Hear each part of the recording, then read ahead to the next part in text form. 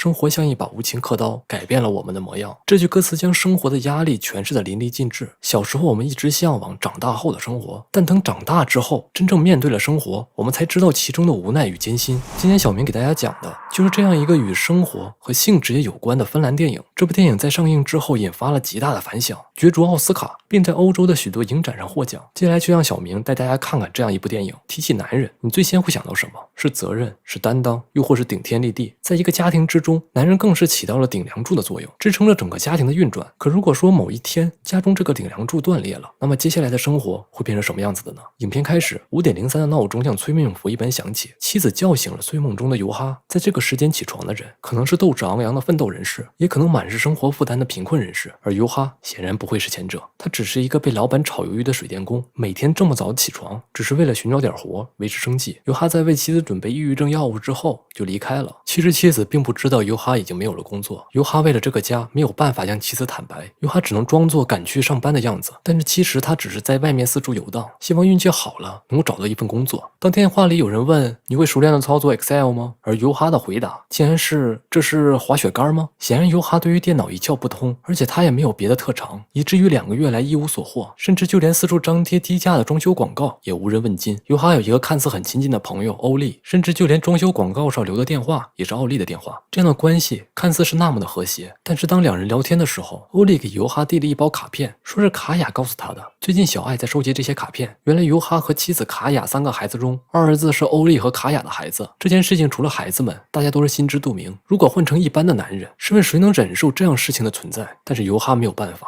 他没有钱，没有生活的来源，而欧丽可以帮助他。尤哈只能忍气吞声接受现实，并勉强维持着和谐，只为了维持这个家的完整和正常运行。但当欧丽询问你每天怀着什么样的心情出门，在这做了2个多月毫无进展，尤哈只是淡淡的说道：我自有安排。尤哈努力维护着他仅存的那一丝尊严。此外，当尤哈去接放学的儿子，儿子质问尤哈为什么车子老停在那边，是因为你的车太破吧？尤哈也只是一直解释这边的车子太多了不好停，这也是尤哈维持自尊的一种表现。尤哈的妻子卡雅会有很强的抑郁症，她没有工作，只是在家照顾3个孩子，她似乎从来没有快乐过，眼神里充斥着永远只是哀怨的神情。白天饭桌上质问尤哈正餐就是这个，晚上临睡前她也会在尤哈的耳边哀怨，这日子过得有够烦的。似乎这个女人从来没有关心过丈夫的想法和处境，有的只是无尽的抱怨和哀怨。尤哈默不作声，只是听着卡雅在一边抱怨，而她内心想的什么，有多少人会懂？没有工作，没有生活的来源，没有妻子的鼓励，没有儿子的尊重，有的只是无尽的源自生活各个方面的压力。一直生活在这种压力下的尤哈，在之后所做出的一系列改变也显得是那么的合情合理，情有可原。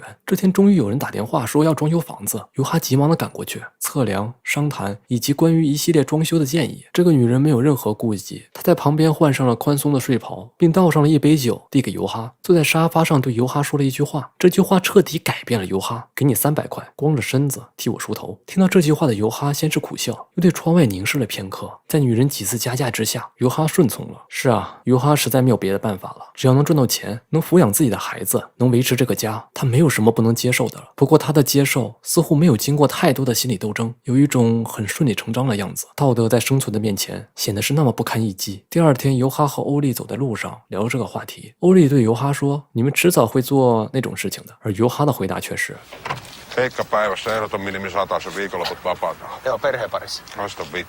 此时的尤哈已经接受了这个职业，甚至把它当成了自己获取收入的唯一来源。尤哈有的中年男人成熟的外表、健壮的身材和耿直的气质，他精细地修理着自己的仪表，又找到了之前梳头的那个女人，并接受了她口技的要求。女人的阵阵气喘之后，尤哈坐在车里狠狠地漱口，但是尤哈也品尝到了快速赚钱的甜头，并决定进一步扩大业务，快速挣到更多的钱。在好友的帮助之下，尤哈用假名字在成人交易网站上注册了邮箱，发布了职业广告，又在欧丽的帮助下置办了西装和百宝箱，并由欧丽帮自己接业务。但是这件事情他不想让妻子卡雅知道。第一笔生意很快就来了，正在给孩子们讲故事的尤哈来到了欧丽约定的地点，欧丽叮嘱他许多事项。第一笔生意的客户是一个大龄女人，此时尤哈是第一次真正意义上做牛郎的职业，操作上也很是不熟练。当自己手上的结婚戒指被客户提出意见后，不惜弄伤手指也要拿掉戒指，但之后尤哈选择包扎那只手，似乎在守护着那最后一丝忠贞。第二笔生意的客户是一个智力有些不好的19岁女孩，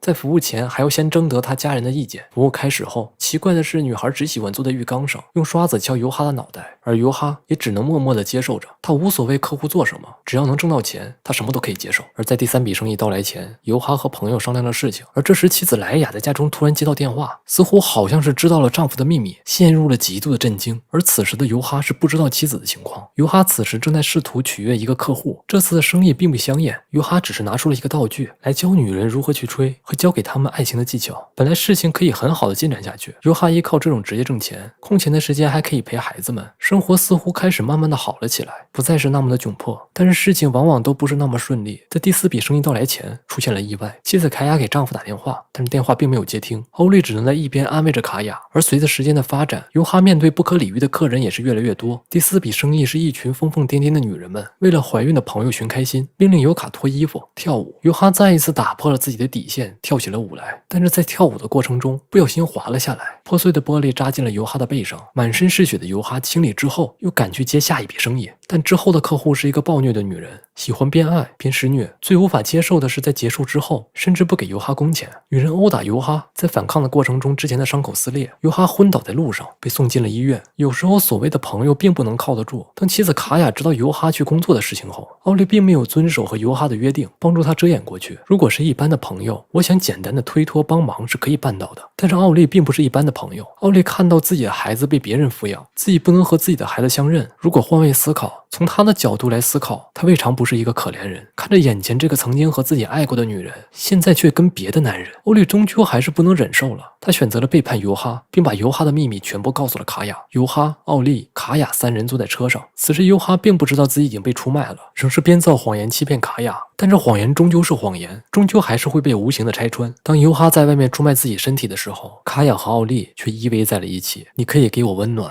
卡雅对奥利说道。在这里，卡雅的内心发生了一次转变。尤哈在完成又一次交易之后，抹着石灰粉掩饰气味，和去施工的假象，甚至割伤了自己的手，只为了伪装的像一点。他不想让自己的妻子和孩子知道自己做的是不耻的职业。但尤哈没有想到，这一次妻子直接点明了这件事情。Mitä sä oikein ajattelet? Mitä sä oikein meinaat? Sun takiahan. Mutta mä en nauti siitä. Mistä kaikesta sä Mistä? et Mä en vittu nauti enää yhtään mistään. Siitä maksetaan aika hyvin. Mä voin lopettaa sen erittäin mielelläni, mutta sit mä en enää tiedä. Sitten mä en enää tiedä, että mitä me tästä tehdään. Niin, eli sä haluat vaihtaa osia. Se nyt vaan on niin, että me ei voida molemmat istua täällä ja vetää pameja. No, kannattaa varmaan ottaa 2.